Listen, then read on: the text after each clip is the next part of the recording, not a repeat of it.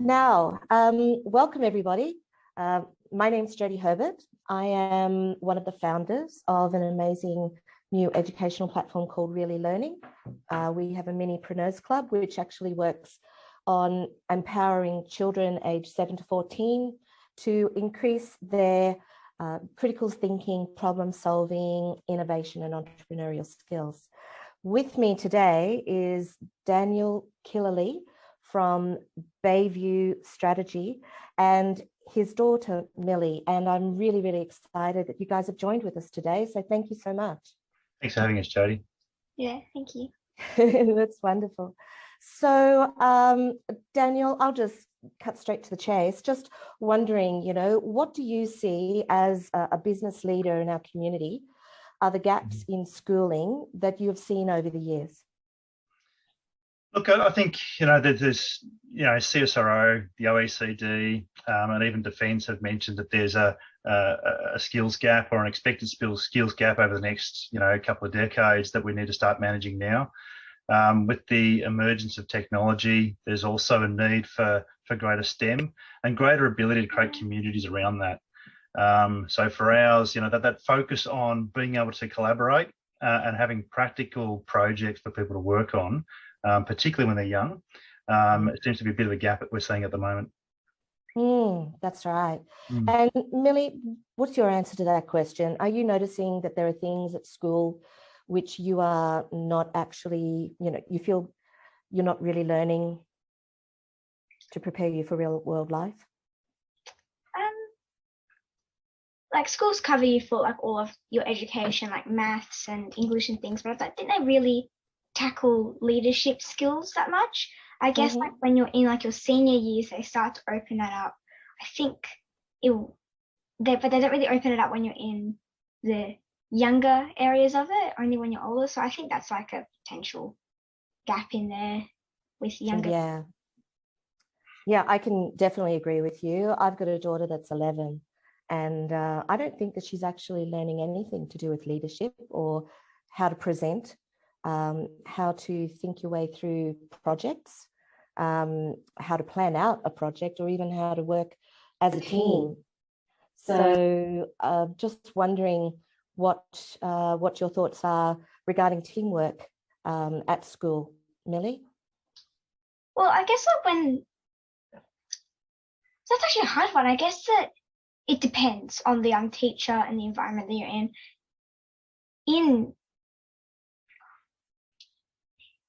Yeah, I think it's a hard question to answer, isn't it? And I think when you're close to that, it's sort of hard.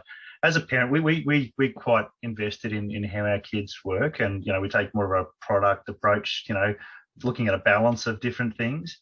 And from ours, we definitely see gaps around that community-based project work or leadership skills, that they're not quite, there's a very industrial approach to academic progress, but maybe not on that side of practical work or the things that you need for success, I suppose, and results, in terms of business or operations. And so I think I can understand why it's hard for me to answer that question. Okay. Yeah. No, I perfectly understand that. Thank you so much. Now, Daniel, you actually first joined our program a couple of years ago. You were actually, you and your wife, Amanda, were actually one of our first parents that came onto our program in order to, help your daughter Millie and your son Quinnen to develop these leadership and innovate and entrepreneurial kind of skills. So why did you enroll Millie and Quinnen into Reali Learning? Yeah, look, at that time we were finding that the school system wasn't giving us what we wanted. It wasn't giving us, the management our experience of management practice and professional services. We weren't seeing those skills coming out. We weren't necessarily seeing performance coming through, so that the traditional bell curve that's what we felt like we were experiencing. So we were looking for a gap. We were looking to fill that gap with a program or with a piece of work. We weren't sure what it was. Fortunately, we bumped into Santos, and Look, we've been delighted with what we've seen so far. That the way that they've been given practical tasks, the real world examples, when you've got an expert come in to evaluate their showcase, and the fact they're presenting and working as a team, which is leading to a presentation or an outcome, is pretty exciting too. So each of them, being taught to carefully, sort of work with their teammates and to construct their team, and also then to start taking on board, some pretty tough management theory. There's a lot of our clients who may not have seen some of these concepts before. So, it's really exciting to sort of see them moving in that space. And for us, it really has filled a gap that we've found regarding, understanding the real world and understanding management. Absolutely. Yes. Well, I'm a parent of 3 children, and 2 of them are on the autism spectrum. And then my 3rd child, my daughter, is actually quite gifted and talented. So I'm kind of across, both ends of the spectrum of education. And, that preparation for real life and, giving children that opportunity to develop the skills that they need to succeed as adults is just not being presented in school settings at this point, in my opinion. What changes have you seen in yourself after doing this program for the last couple of years? Well, my leadership skills have certainly been improved. Like, I've now been able to take any, problem and find a solution to it. I've also been, I wasn't able to work in groups that well. Like, I would work in it, but I continually get frustrated by the people. But this program has helped me be able to develop that skill, and now I can work in a group with having more, patience. And I've just been able to see things in different ways and approach things in a more business-like manner. And I suppose that's just helped me. Well, in school, it's really helped. Like, I've been able to. Yeah. I think we've seen similar things in Quinnen as well. Quinnen's younger than Millie, and he's come into the program, earlier for his age, and he's certainly picked up some of those traits as well. His ability to coordinate with others and work with others. Yes. Finding good ways of teaming and collaborating. Running little school projects and programs themselves. It's been exciting to sort of see them turn it into the real world. It's been really exciting. Yeah. Yeah. No. You're enjoying the program as well. I've really enjoyed the program. Yeah. It's one of your highlights, isn't it? Yeah. Highlights of your week. I hear that a lot from our students. Many of them particularly like the gamified learning platform that we use, where they can actually build real life businesses and get feedback from little customers and make those big decisions that we have to make when we're out in the real world. Daniel, you've been sponsoring other students from your village into our program. So just wonder if you could talk a little bit about that, please. Yeah, look, so as part of running a business in our community, one of the key opportunities is that we then transfer those skills back into our community. So we run, a number of programs, community and social programs. So we do see that we, as a business, that we have a responsibility. As part of that, we've also noticed, before mentioned, that, there are skills gaps, and, particularly when we're looking at, future warfighting capability or future technology, future platforms, future industry, the people who are going to be fulfilling those roles are currently in primary school. And so for us, it's been important for us to be able to find a way of supporting those future leaders by identifying, some other children and providing them access to this program. And excitingly, they've all come back and said it's been a really exciting process to go through. The fact that they're working across states, between New South Wales and Victoria, regional Victoria, and the diversity of the group that they're then able to work with, plus the subject matter. And the parents have come back and they've all exclaimed how, the kids have been able to find a new way of engaging back into that traditional schooling system as well. So you're getting that multiplier effect. So for us, being able to develop that future management capability and that future, STEM capability is something that we wanted to invest in. And this has been a really, really sound investment from that perspective. We're seeing some really excellent results. Oh, that's fantastic. Thank you that. And, of course, my fellow founder, Santos Jose, and myself, we're just so grateful that you have that foresight and we are able to provide our program to students that, whose parents may not have the financial means in order to give them this opportunity. So, it's all made possible because of people like yourself. So thank you so much for that. Daniel, what are the gaps that you're actually seeing in schooling at present, and that is actually getting worse over the last few years? What have you noticed?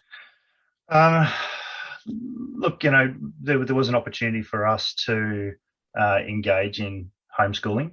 That was in advance of COVID, and I think COVID allowed us to double down on that. And I think, schools are really good at industrialized education. They're really good at rolling out, known patterns of understanding. But that doesn't necessarily tailor itself or support the individual. And I think, understanding that, that there's emerging technologies and emerging, ways of working, COVID has given us a bit of an opportunity for schools to adjust to that. I don't know whether that's actually then sort of become part of the mainstay now. But certainly in terms of, look, every time from a business perspective, from a business leadership perspective, we know that every time there is success in a project, it is equally accompanied by a community and success in developing a community. And that really only comes through a solid understanding of management theory, good understanding of relationships, and how to drive performance, how to work with other people. And we don't necessarily get a sense of that from schooling. It's still very much a traditional sort of approach. Whereas, when you add in, practical examples with entrepreneurs, restaurant owners who can critique these. It's hard sometimes when you see the presentations. I know it's a bit of a divergence, but it's hard sometimes when you see these presentations being evaluated. It's very hard to not evaluate them as they're an adult. Because, these kids are really taking some fantastic steps forwards in terms of what they understand, how they're applying the skills and the theory, which we're not necessarily seeing in business in some places. So, so from us, probably more talking about the what we're seeing as a result, and that big step forward in terms of their capability and their maturity.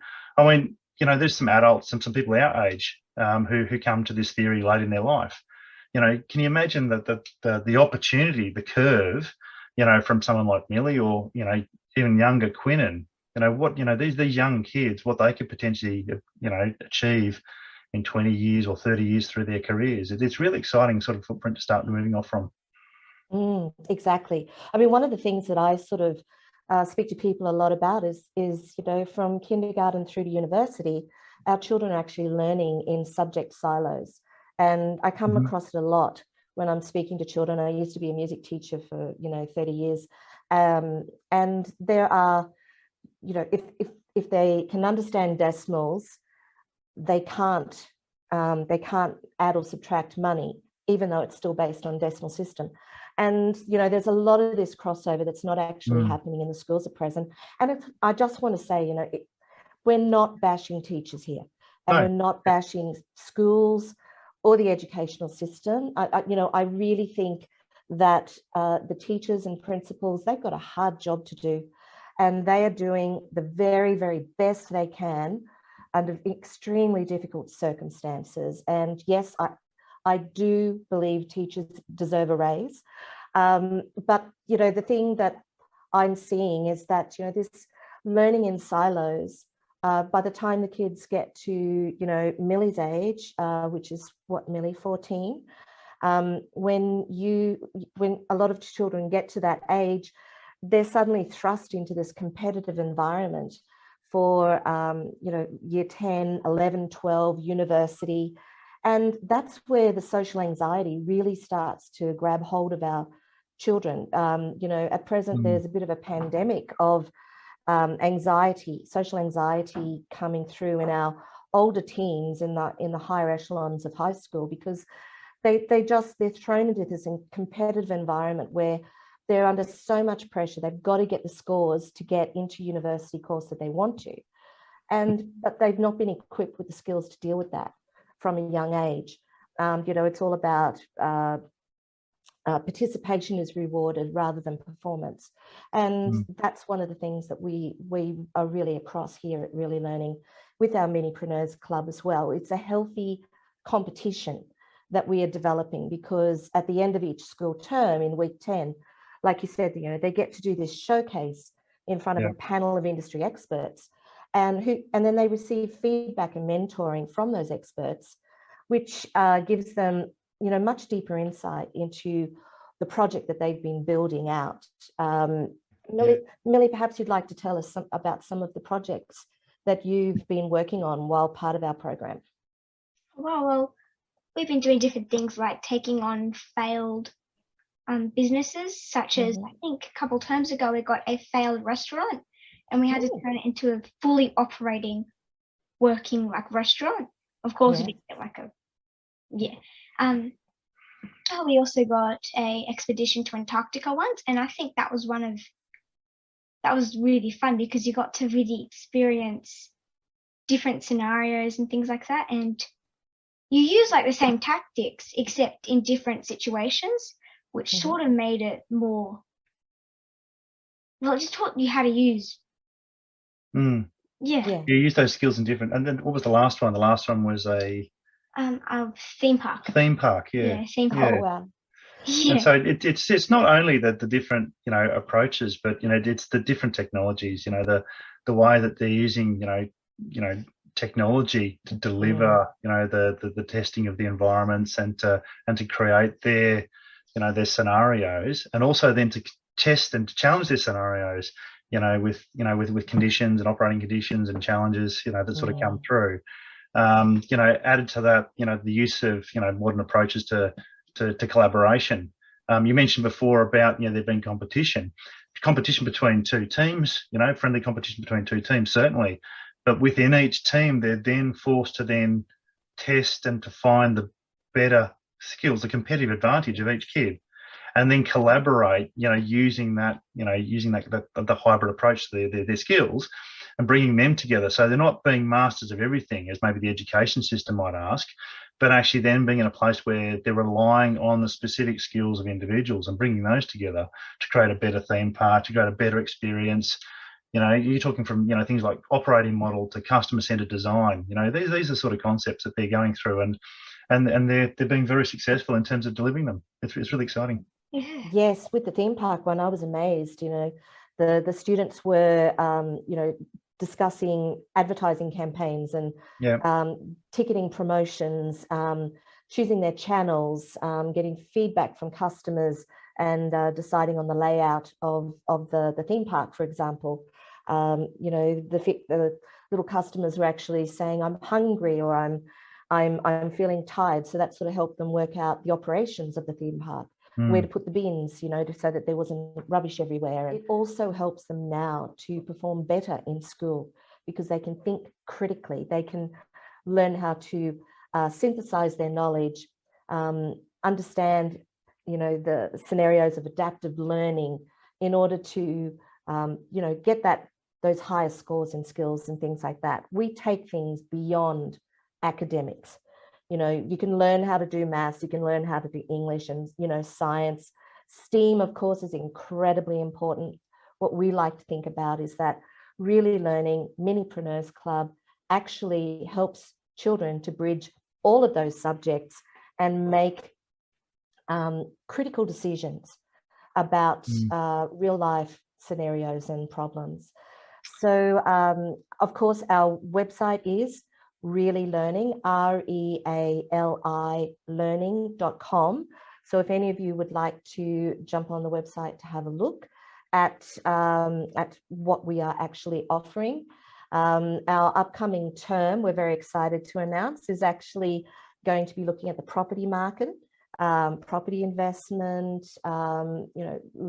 understanding about building a portfolio, flipping a house in order to make a profit on property, all of these kinds of things, which of course is something that almost every adult in Australia will eventually have to think about. So it's very important skills there that we're actually going to be helping kids aged 7 to 14 develop in this upcoming term. Once more, Daniel, Millie, Thank you so much. Really, really appreciate you taking the time to talk to me today. And Millie, I look forward to seeing you on the classes next week. Yep. And certainly, we appreciate the opportunity to talk to you and to express our joy in the program as well, both as parents and as Bay Tree Strategy. We've been really happy with what we've seen so far, and we're really looking forward to the next term. It really does feel like another exciting twist. It's brilliant. That's right, exactly. And if there's any entrepreneurs out there or business people that feel that they would like to speak with Daniel about his consulting services, by all means connect with him on LinkedIn. And you can always connect with me, send me a direct message, or connect with me through realilearning.com. That's REALI learning.com. And I'll be happy to chat with you and help you explore what our Minipreneur Club could do for your children. Thank you so much, everybody. Really appreciate you jumping on today. I can see there's a huge number of you that have joined us, and I'm just, I just love the fact that, so many people out there are thinking about not just the work that we have to do, but the work we have to do in order to prepare the next generation. Thank you very much, everybody, and goodbye. Bye.